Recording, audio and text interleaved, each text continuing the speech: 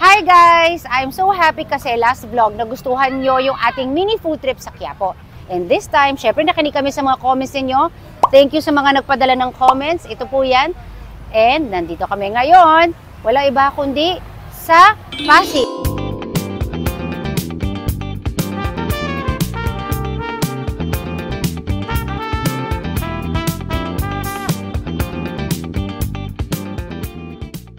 And nasa Pasigenya, I'm so happy to be touring you around. I will be bringing you to places na sikat dito. Magbe-breakfast, lunch, merienda tayo dito. Let's start! Kaya tara, umpisahan na ang mini food trip.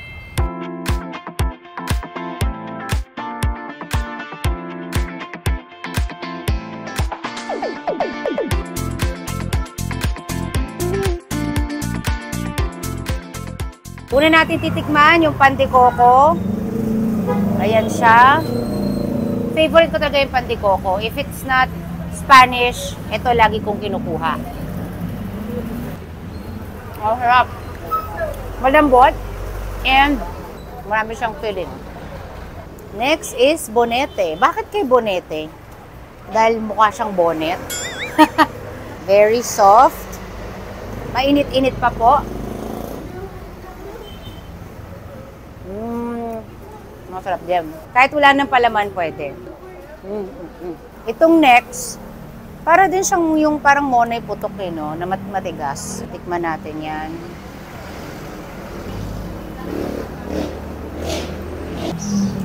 Madali lasa niya, but you need water or dip sa kape. Pan de Legazpi. Isa din po ito sa mga best seller nila, yung chicken empanada. Uy! Madami yung laman niya. Ito tayo. Tamang-tama lang yung alat niya. And there's a little tamis from the raisins. Ito, cheese bread. Ngayon ko lang natikman tong cheese bread nila eh. It's soft, tapos parang may konting crunch sa ibabaw. Harap. Tingnan nga natin kung meron sa loob. Hindi, wala siya sa loob, pero I think yung kaka-cheese niya, yung hinalo na inside, super soft. Highly recommended. Ayan, look at that. Tingnan nyo how creamy and shiny.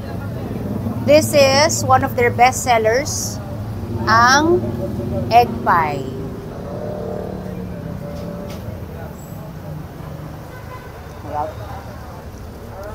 Natatakam sila habang nanonood po. Look at that.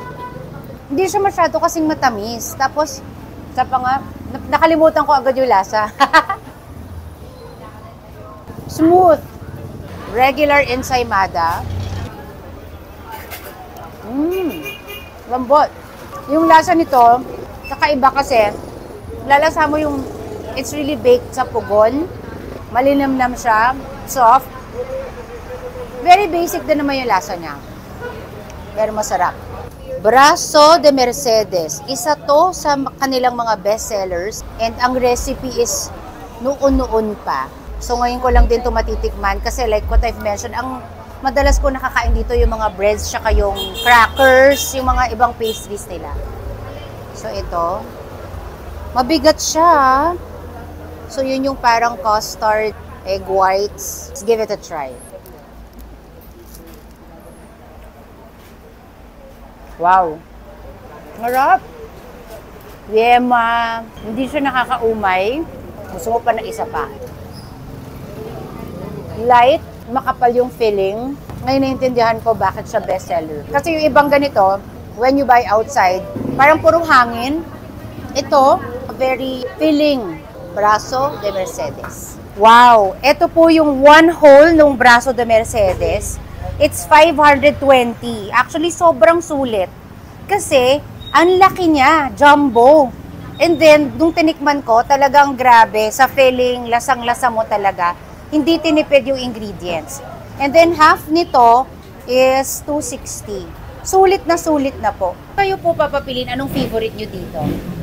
Actually, lahat na. Ang hirap, no? Ang hirap, pero talagang affordable naman po talaga yung ano namin. Sobrang affordable po tsaka talaga. Siksik po naman talaga. Totoo po yan. Natikman ko nga po. Tsaka talagang mabubusog kayo. Yung iba nga pong mga bread sila, kahit hindi nyo na po lagyan ng palaman. Ano po yung top 5 na una nilang dapat tikman? Sa tinapay po, siguro ang marirekomenda po namin talaga yun, di ko akalain. Di ko akalain. Yun yung parang Square po square. Natikman ko na yun. Yan yung sinasabi ko sa inyong pinapamigay ni Marian pag Oo. Christmas. Susunod yung bonete. Bonete.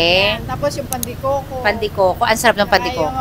yung kamachili. Kamachili. Yan. Di ko na-try yun next time. Tapos yung pandesal. Yun. Pandesal. Bakit po yun yung pangalan? Di ko akalain. Actually, hindi rin namin, pero sinasabi na lang din namin sa mga, once na natikman, hindi mo akalain na Masarap pala. Kaya pala ganun pala. Di mo akalain na masarap pala. Kung babalik po ako soon dahil bibili pa po ako ng mga bread para sa bahay. So, let's go to our next stop. Nasa Lubong.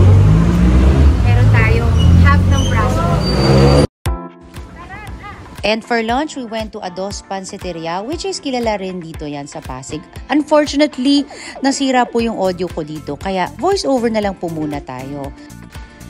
Order the Pansit Beyond Special kung saan napakadami niyang toppings, nakakabusog talaga. Barbecue and also lumpiang Shanghai. Malaking servings dito, so I guess mas masaya kumain dito if you are going here as a group o kaya kayo ng family nyo, barkada. They also have combo packages and party platters as well. Andito kami ngayon sa Pasig Market kasi nga dahil nga kami nagpansit, kailangan naman namin ng panghimagas or dessert. And we are going to Charing's Halo-Halo Special. Kilalang kilala yan dito sa Pasig. For me, Charing's Halo-Halo. Very straightforward yung lasa niya. Typical na yung sabi nyo ngayong halo-halo sa kapitbahay o kaya yung ginawa ng mami mo. Simple yung lasa pero alam mong ito yung hinahanap-hanap mo. Too much of anything medyo nakakaumay din eh. Traditional Pinoy halo-halo. Charing's Palabok. Let's try. O diba, nag-dessert na ako. Tapos, ano na naman, lunch na, okay lang yan. Hindi ko pa to na-try. Ngayon lang. Mainit pa oh. Grabe yung sauce. Tingnan nyo. Then, wow. Cheers.